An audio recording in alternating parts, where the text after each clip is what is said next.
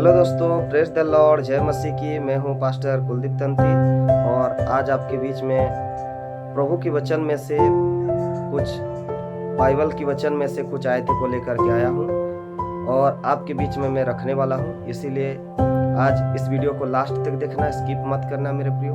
ये वीडियो को लास्ट तक देखोगे तभी जा करके आपको पता चलेगा। तो विषय यही है मेरे प्रियो कि विशेष करके हम लोग देखते हैं कि आज जब हम लोग नया विश्वासी के रूप में चर्च में आने के लिए शुरुआत करते हैं, तब हमारे जीवन में कई सारा सवाल आ जाती है, कई सारा सवाल खड़ा हो जाती है कि जब मैं प्रार्थना करने के लिए जब नया जाती हूँ चर्च में, तो जैसे कि चर्च में ही बोला जाता है कि तुम यीशु मसीह को ग्रहण करो या तो बपतिस्मा ले लो। तो मेरे प्रियो, हमारे जीवन में ऐसे परिस्थितियों में, ऐसे समय में हमें कुछ समझ में नहीं आता है कि मैं यीशु को ग्रहण करूं कि बपतिस्मा ले लूं कि ना लूं। इसी प्रकार की उलझन में हम लोग रह जाते हैं। तो इसीलिए मेरे प्रियो, ये उलझन दूर करने के लिए मैं इस वीडियो को बनाया हूं आपके बीच में।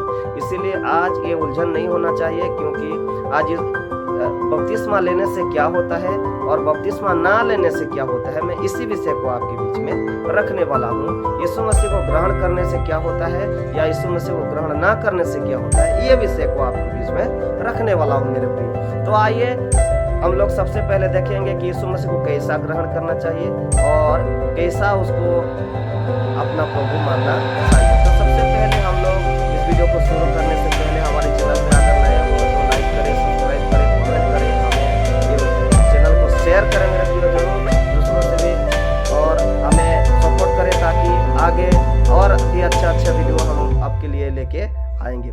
तो मेरे प्रियो, जल्दी से आइए हम लोग इस वचन की ओर जाएंगे और विशेष करके ये वचन को ध्यान पूर्वक सुनने के लिए मैं अनुरोध करूंगा और ये वचन को आप ध्यान पूर्वक सुनिए। सबसे पहले हम लोग वचन से ही जाएंगे मेरे प्रियो। जिसके पास बाइबल है, नया नियम की पत्री और यूहन्ना रचित सुसमाचार और उसका 3 अध्याय का 1 वचन से हम लोग पढ़ेंगे। आइए दोस्तों, और फिर से मैं बोलना चाहूंगा कि नया नियम की पत्री यूहन्ना रचित सुसमाचार 3 अध्याय उसका 1 वचन से हम लोग पढ़ेंगे। तो आइए दोस्तों, मैं आपके बीच में इस वचन को पढ़ना चाहती हूँ और मेरे साथ आप भी पढ़िएगा और इस वचन को समझने के लिए कोशिश करिएगा। तो देखिए, फरीसियों में से निकोदेमुस नामक एक मनुष्य था जो यहूदियों का सरदार था। देखिए मेरे प्रियो, फरीसियों में से निकोदेमुस नामक एक व्यक्ति था जो यहूदी लोगों का सरदार था। इसका मतलब ये याजक था मेरे प्रियो, ये सबसे मुखिया आदमी था। तो आइए हम लोग देखते हैं। उसने रात को यीशु के पास आकर उससे कहा, देखिए यीशु के बारे में जब ये सुना मेरे प्रियो, तो इसके मन में एक डाउट आया कि मैं डायरेक्ट जा करके यीशु से ही पूछूं। इसके मन में जो डाउट आया, जो संकोच आया मेरे प्रियो, ये जा करके डायरेक्ट यीशु से ही पूछ रहा है। तो रात को आकर के यीशु से कहा, हे रब्बी, हम जानते हैं कि तू परमेश्वर की ओर से गुरु होकर के आया है। ये क्या बोल रहा है मेरे दोस्तों? आइए देखते हैं कि हे रब्बी, हम जानते हैं कि तू परमेश्वर की ओर से गुरु होकर के आया है। तो इसका मतलब ये अकेला नहीं जान रहा था मेरे प्रियो, इसके साथ और भी लोग जान रहे थे कि परमेश्वर की ओर से यीशु मसीह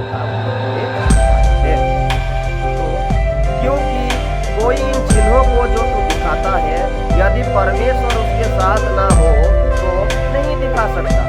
देखिए क्या बोल रहा है, क्योंकि उन चिन्हों को जो तू दिखाता है, अगर परमेश्वर उसके साथ ना हो तो ये चिन्ह चमत्कार को दिखा नहीं सकता है। तो मेरे प्रियो, यीशु ने उसको उत्तर दिया। देखिए यीशु ने निकोदेमुस को उत्तर दिया। क्या बोला यीशु ने? आज इसके बारे में आज ध्यान से पढ़ेंगे। मैं तुझसे सच सच कहता हूँ। यीशु मसीह इधर क्या बोल रहा है? मैं तुझसे सच सच कहता हूँ। और प्रभु हमेशा सच बोलता है मेरे प्रियो। इधर भी बोल रहा है कि मैं तुझसे सच सच कहता हूँ, यदि कोई नए सिर से ना जन्मे तो परमेश्वर का राज देख नहीं सकता। इधर क्या बोल दिया यीशु मसीह ने निकोदेमुस को मेरे प्रियो कि यदि कोई नए सिरे से ना जन्मे तो वो परमेश्वर की राज देख नहीं सकता। तो सबसे पहले मेरे प्रियो, इधर नया जन्म की बात हो रही है। आज यीशु मसीह एक व्यक्ति को, एक आदमी को यही बोल रहा है कि नए सिर से जन्मोगे तभी जाकर के परमेश्वर के राज्य को तुम देख सकते हो। तो हम लोग कैसे जन्म ले सकते हैं नए सिरे से, इसके विषय में भी हम लोग देखेंगे। तो निकोदिमोस ने क्या पूछा मेरे प्रियो, देखते हैं हम लोग। निकोदिमोस ने उससे कहा, मनुष्य जब बूढ़ा हो गया तो कैसे जन्म ले सकता है। इधर यीशु मसीह से बोला कि मनुष्य जब बूढ़ा हो गया तो कैसे जन्म ले सकता है। इधर देखते हैं मेरे प्रियो, क्या वो अपनी माता के गर्भ में दूसरी बार प्रवेश करके जन्म ले सकता है। देखिए दोस्तों, क्या बोल रहा है कि क्या वो अपने माता की गर्भ में दूसरी बार प्रवेश करके वो जन्म ले सकता है। तो यीशु क्या बोला, उसको क्या उत्तर दिया हम लोग देखेंगे।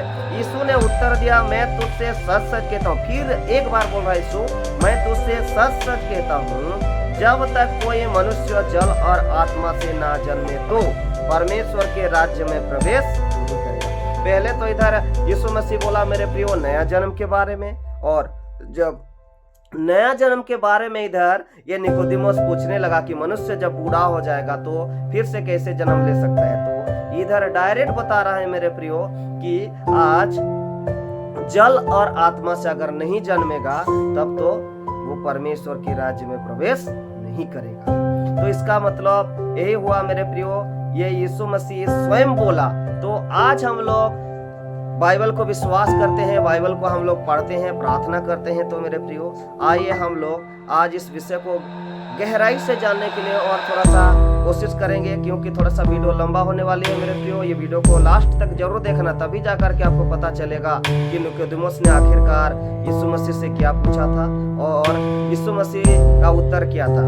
तो इधर बोल दिया यीशु मसीह ने कि जल और आत्मा से अगर नहीं जन्मोगे तब तो तुम परमेश्वर के राज्य में प्रवेश नहीं करोगे। पहला तो बोला यीशु मसीह ने कि तुम देख नहीं सकते, और दूसरे बात बोला प्रवेश नहीं कर सकते। तो मेरे प्रियो, हम लोग और किसी दूसरे को फॉलो नहीं करेंगे, स्वयं यीशु मसीह को ही फॉलो करेंगे, क्योंकि यीशु मसीह के जीवन को ही डायरेक्ट देखेंगे, तभी जाकर के हमको पता चलेगा मेरे प्रियो, नहीं तो पता नहीं चलेगा। तो आइए हम लोग फिर से बाइबल की आयतें पर जाएंगे, और जिसके पास बाइबल है मेरे प्रियो वो निकालिएगा मत्ती लिखित सुसमाचार उसका 3 अध्याय और उसका 13 वचन से हम लोग थोड़ा सा देखेंगे कि जल और आत्मा से जन्म कैसे लोग होते हैं। तो मेरे प्रियो, आज यीशु मसीह जल और आत्मा से कैसे जन्म हुआ, इसके बारे में भी मैं आपको विस्तार रूप से बताने वाले हूँ। और ये आखिरकार ये जल क्या है जो बार बार यीशु मसीह ये जल के निकल बुलाते हैं लोगों को, या कोई दास प्रभु की दास हो या परमेश्वर के चेले में से कोई भी हो, सबके सब ये बपतिस्मा के बारे में बताते हैं या ये जल के बारे में बताते हैं। तो इसके बारे में हम लोग विस्तार रूप से थोड़े से जानने के लिए कोशिश करेंगे मेरे दोस्तों। तो आइए मेरे साथ आप फिर से दूसरे आयतों को पढ़ेंगे। मत्ती लिखित सुसमाचार 3 अध्याय उसका 13 वचन को हम लोग पढ़ेंगे। तो उस समय यीशु गलील से यरदन के किनारे पर यूहन्ना के पास उससे बपतिस्मा लेने आया। देखिए इधर उस समय यीशु गलील से यरदन के किनारे पर यूहन्ना के पास उससे बपतिस्मा लेने के लिए आया। क्यों आया यीशु मसीह? बपतिस्मा लेने के लिए आया। तो मेरे प्रियो, यीशु मसीह तो परमेश्वर है। लोगों के मन में बहुत सारे डाउट्स आते हैं, बहुत सारे सवाल आते हैं, और ये भी आते हैं कि मैं बपतिस्मा क्यों लूं, ये सवाल आती है। तो मेरे प्रियो, यीशु मसीह जो है वो तो परमेश्वर था, उसको बपतिस्मा लेने की क्या आवश्यकता था?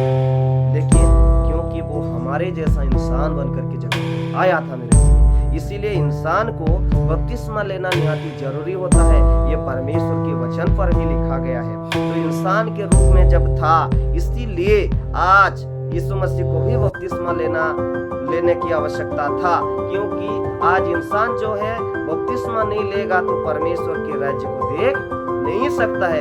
इसीलिए आज ये यीशु मसीह इधर क्या बोल रहा है हम लोग देखते हैं कि यूहन्ना के पास जब गलील के यरदन के पास आ गया यीशु मसीह यूहन्ना के पास बपतिस्मा लेने के लिए, परंतु यूहन्ना ने ये कह करके उससे रोकने लगा। यूहन्ना ने ये कह करके उसको रोकने लगा, मुझे तो तेरे हाथ से बपतिस्मा लेने की आवश्यकता है। क्या बोल रहा है?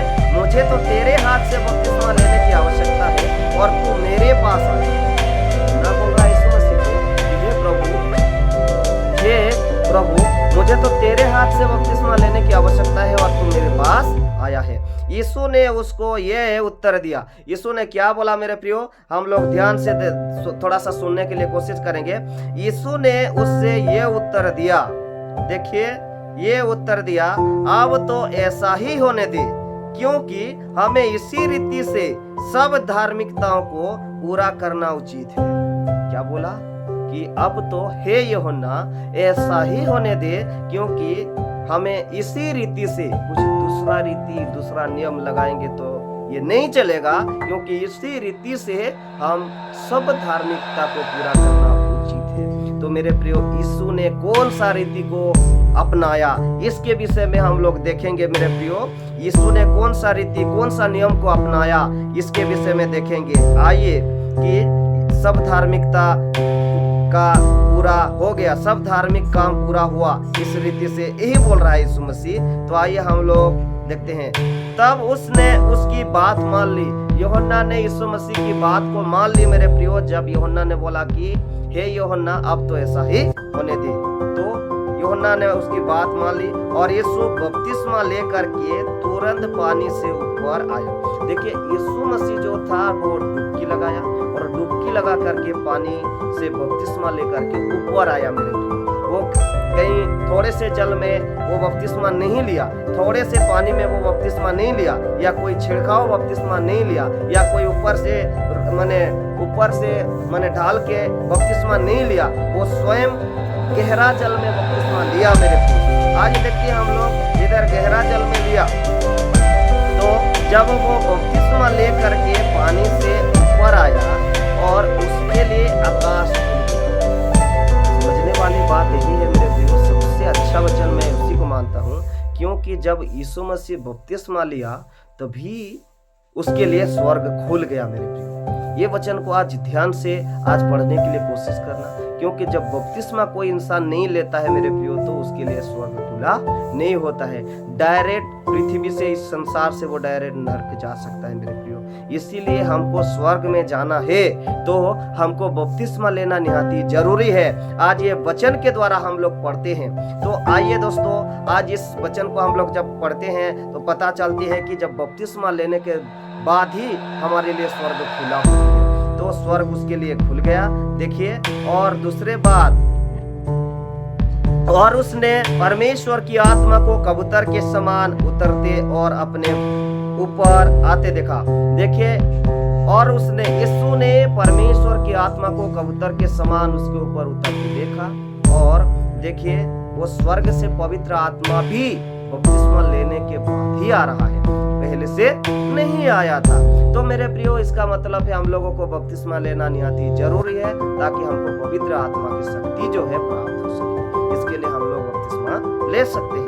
तो आइए दोस्तों, हम लोग और भी देखेंगे इस वचन को कि और ये आकाशवाणी हुई, ये मेरा प्रिय पुत्र है जिससे मैं अत्यंत प्रसन्न हूँ। और आकाश से परमेश्वर ने आकाशवाणी करके आवाज करके बुलाया कि यही मेरा प्रिय पुत्र है और उससे मैं अत्यंत प्रसन्न हूँ, अत्यंत खुशी हूँ।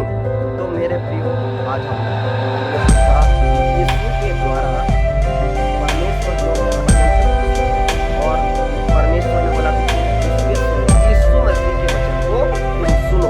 आज हमारे लिए यीशु मसीह जो है मेरे प्रियो हमारी उपकार करता है, हमें इस संसार से छुड़ाने के लिए आया है। तो आइए मेरे प्रियो, कि आज यूहन्ना नबी ने भी देखा कि जल के पास बुलाया। आज बहुत सारे दास-दासी, यीशु भी बोलता है कि तुम बपतिस्मा ले लो तभी जाकर के स्वर्ग में प्रवेश करोगे। यूहन्ना भी बोला कि बपतिस्मा लोगे तभी जाकर के स्वर्ग में प्रवेश करोगे। तो ये लोग गहरे जल की बात करते हैं। तो आखिरकार ये जल क्या है, ये पानी क्या है, इसके विषय में भी थोड़ा सा हम लोग ध्यान करेंगे। अगर जल के बारे में नहीं जानेंगे मेरे प्रियो, तब तो हमको पता ही नहीं चलेगा। तो जिसके पास बाइबल है मेरे प्रियो, वो मेरे साथ और एक आयत को निकालेगा और मेरे साथ पढ़ने के लिए कोशिश करेगा। जिसके पास बाइबल है वो उत्पत्ति के किताब, और एक बार बोलता हूँ, जिसके पास बाइबल है वो उत्पत्ति के किताब 1 अध्याय का 1 से 3 तक पढ़ेंगे। 1 अध्याय का 1 से 3 तक। तो आइए दोस्तों, मैं उस वचन को भी आपके बीच में रखना चाहती हूँ कि इसमें क्या लिखा हुआ है। आदि में परमेश्वर ने आकाश और पृथ्वी की सृष्टि की। पृथ्वी बेडौल और सुनसान पड़ी थी। देखिए मेरे प्रियो, आदि में परमेश्वर ने आकाश और पृथ्वी की सृष्टि की। पृथ्वी बेडौल और सुनसान पड़ी थी।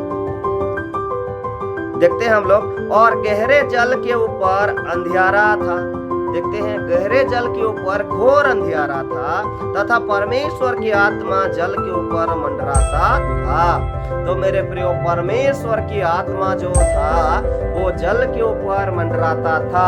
तो इसका मतलब पानी के ऊपर से ही परमेश्वर ने सारे काम को पूरा किया। मेरे प्रियो, जल के ऊपर से ही सारे काम को परमेश्वर पूरा करता है।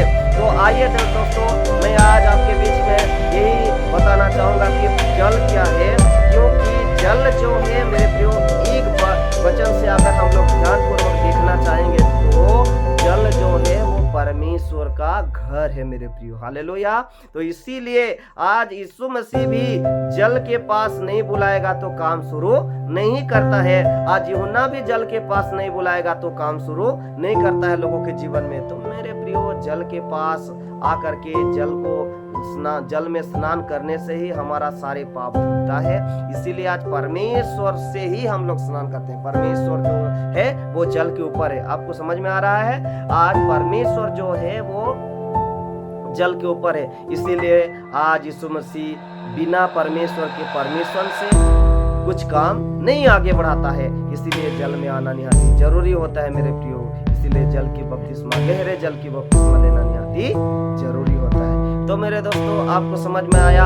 और दूसरी बात, हम लोगों को इस सवाल में ऐसा ही आ जाता है कि क्या मैं बपतिस्मा नहीं लूंगा तो क्या मैं स्वर्ग नहीं जाऊंगा या जा पाऊंगा? तो मेरे प्रियो, इसका मतलब यही है कि हम लोगों के जैसा बहुत सारे लोग हैं दुनिया में, प्रभु प्रभु रटते हैं, प्रभु प्रभु बोलते हैं मेरे प्रियो, लेकिन अगर कोई व्यक्ति अगर बपतिस्मा नहीं लेगा तो सचमुच उसको स्वर्ग में प्रवेश करने के लिए नहीं दिया जाएगा। क्योंकि हम लोग फिर से पढ़ेंगे मत्ती रचित सुसमाचार उसका 7 अध्याय और उसकी 21 वचन से हम लोग थोड़ा सा देखने के लिए कोशिश करेंगे मेरे प्रियो। मत्ती रचित सुसमाचार उसका 7 अध्याय और उसका 21 वचन से हम लोग पढ़ने के लिए कोशिश करेंगे। इसके पास बाइबल है, वो मेरे साथ निकाल सकते हैं और उस वचन को पढ़ सकते हैं। तो आइए दोस्तों, हम लोग पढ़ेंगे ये 7 अध्याय उसका 21 वचन से। जो मुझसे हे प्रभु कहता है, उनमें से हर एक स्वर्ग के राज्य में प्रवेश नहीं करेगा। जो मुझसे हे प्रभु कहता है, उनमें से हर एक व्यक्ति स्वर्ग के राज्य में प्रवेश नहीं करेगा। तो मेरे प्रियो, इधर देखिए, प्रभु प्रभु बोलने वाले तो बहुत सारे हैं, उनमें उनके जैसा हम लोगों को नहीं बनना चाहिए। देखिए, कौन स्वर्ग के राज्य में प्रवेश करेगा मैं आपको बताऊंगा, परंतु वही जो मेरे स्वर्गीय पिता की इच्छाओं पर चलता है। और स्वर्गीय पिता की इच्छा क्या है? कि स्वर्गीय पिता की इच्छा है कि लोग बपतिस्मा लें, यीशु मसीह को ग्रहण करें। यही स्वर्गीय पिता की इच्छा है। उस दिन बहुत लोग मुझसे कहेंगे, हे प्रभु क्या हमने तेरे नाम से भविष्यवाणी नहीं की और तेरे नाम से दुष्ट आत्माओं को नहीं निकाला और मेरे नाम से बहुत अचंभे के काम नहीं किया? तब मैं उससे खुलकर कह दूंगा, मैं तुमको कभी नहीं जाना। हे कुकर्म करने वाले, मेरे पास से दूर हो जाओ। उस समय बहुत लोग बोलेंगे कि हे प्रभु, मैं तेरे नाम से भविष्यवाणी नहीं की, हे प्रभु, मैं तेरे नाम से बड़े बड़े अचंभा के काम नहीं की। तो मेरे प्रियो, उस दिन प्रभु खुल करके कह देगा कि मैं तुमसे कभी नहीं जाना। हे कुकर्म करने वाले, मेरे पास से दूर हो जाओ। तो इसका मतलब यही है मेरे प्रियो, अगर कोई व्यक्ति अगर प्रभु यीशु मसीह को ग्रहण नहीं करता, अगर कोई व्यक्ति अगर यीशु मसीह को बपतिस्मा नहीं लेता, तो मेरे प्रियो सच में वो स्वर्ग में प्रवेश नहीं करेगा। इसीलिए आज हमको जल्दी से जल्दी अपने जीवन को तैयार करने के लिए यीशु मसीह को ग्रहण करके प्रार्थना विनती शुरू कर सकते हैं। आज यीशु मसीह को पूरा आप अपना के प्रार्थना की जीवन जी सकते हैं, आगे बढ़ सकते हैं। मेरे प्रियो, आप सभी को बड़ी आशीष देगा। इसीलिए मैं आज इस वचन को आपके बीच में रखा। मैं आशा करती हूँ कि इस वचन को आप सबने अच्छे से समझा, अच्छे से देखा मेरे प्रियो। तो इस वचन के द्वारा प्रभु आप सभी को आशीर्वाद दे। और अगर हमारे चैनल में अगर आप नए हो तो हमारे चैनल को लाइक करें, सब्सक्राइब करें और हमारे इस चैनल को सपोर्ट करें मेरे प्रियो, तभी जा कर के हम आपके लिए नया नया और भी वीडियो लाएंगे और आपको वचन सुना पाएंगे मेरे प्रियो। आप सभी हमारे साथ है, ये मेरा आशा है, विश्वास है मेरे प्रियो। आइए दोस्तों, हम यहीं पे इस वचन को समाप्त करते हैं। Praise the Lord. जय मसीह की जय। यीशु है।